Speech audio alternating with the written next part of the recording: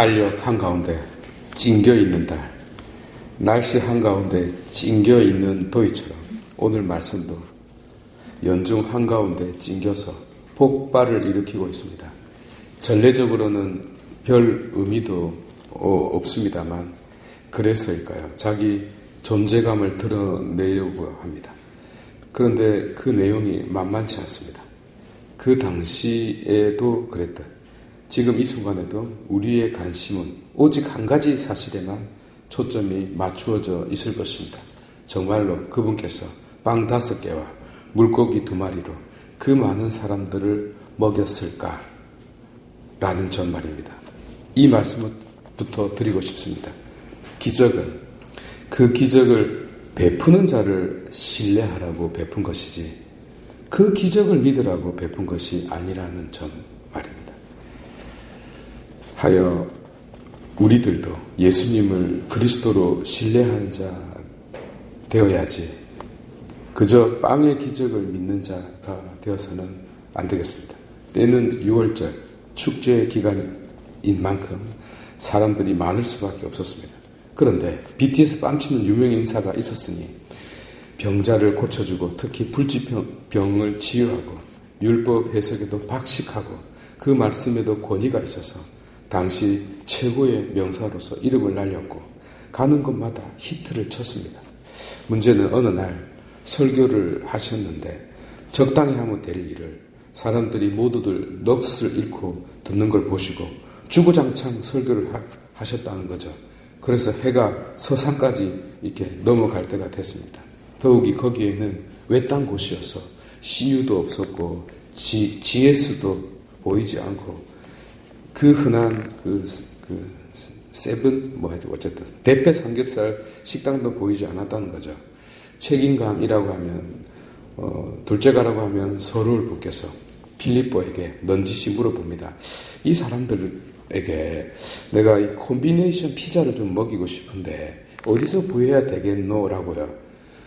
장정만도 5,000명이니까 자기 부인 그리고 애들 2명 평균을 잡으면 2만 명입니다. 여러분 평균 2만 명. 피자 한 판에 2만 원 하니까 곱하기 5,000판을 하면 1억이 나옵니다. 물론 피자라고 하면 그 환장을 하는 저 같은 디올백은 혼자서도 다 먹어 치우지 않습니까?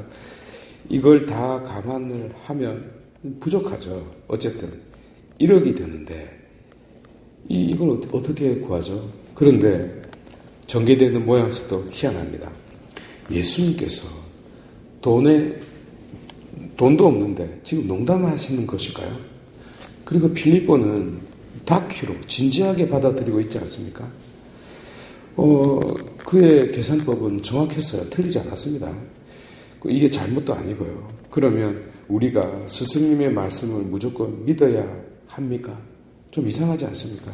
그리고 예수님께서는 왜 이 중요한 사항을 베드로와 야고보와 상의하지 않았을까요? 왜 아무 존재감도 없는 필리포에게 물어보셨을까요? 필리포가 수능을 준비하고 있는 제자였기 때문일까요? 이 사태에 역시 존재감 바닥을 치고 있던 안드레아가 또 끼어들었어요. 스승님, 여기 보리빵 5개와 물고기 2마리를 가진 아이가 있습니다. 왜 미친 거 아니에요? 2만 명한테 어떻게 나눠줄 겁니까? 얘는 또 뭐예요? 얘는요, 수학 7등급 받은 친구입니다. 그러니까 어떻게 나눠야 합니까? 이때 예수님께서 갱년기 초기여서 다행이었지. 조금만 더 진행되었어도요, 안드레아 머리는 조롱박 깨지듯이 박살이 났을 겁니다.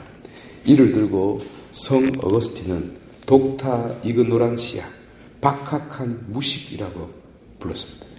왜냐하면 계산되지 않는 것을 열심히 계산했기 때문입니다. 그런데 말입니다, 여러분. 우리 모두가 필리포의 계산에 주목할 수밖에 없어요. 왜냐하면 그는 12제자단의 재경부장이었거든요.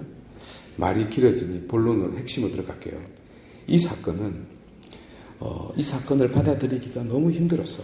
예컨대 자유주의 신학자 하일리 바울루스는 이거를 나눔으로 해석을 해버렸어요. 어떤 어린아이가 있었는데 어린아이가 빵 5개와 물고기 2마리를 갖고 있는 걸 이렇게 내놨다 이겁니다. 그러니까 그걸 보고 어른들이 꼽쳐놨던 걸 이렇게 하나씩 내놨다는 거죠. 부끄러워서.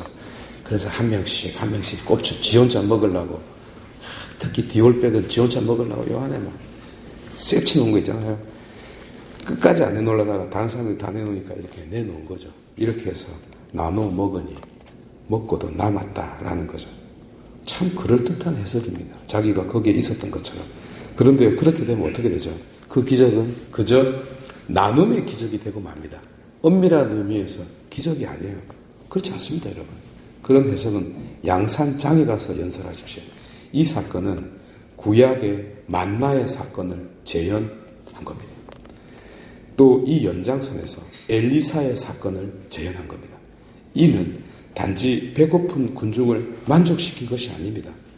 무릇 음식이라는 것은 한번 먹어두면 배부른 상태가 지속되는 것이 아니라 계속 먹지 않으면 안 되는 거죠. 그렇지 않습니까? 물론 그 순간 배고픈 군중은 예수님께 감사했을 겁니다. 그런데 말이죠. 만약에 다시 배고프면 어떻게 되죠? 예수님을 또 찾아갈까요? 죄송하지만 예수님은 한 번 이렇게 했어요. 여기서 예수님께서 돈을 풀어서 빵을 구했다면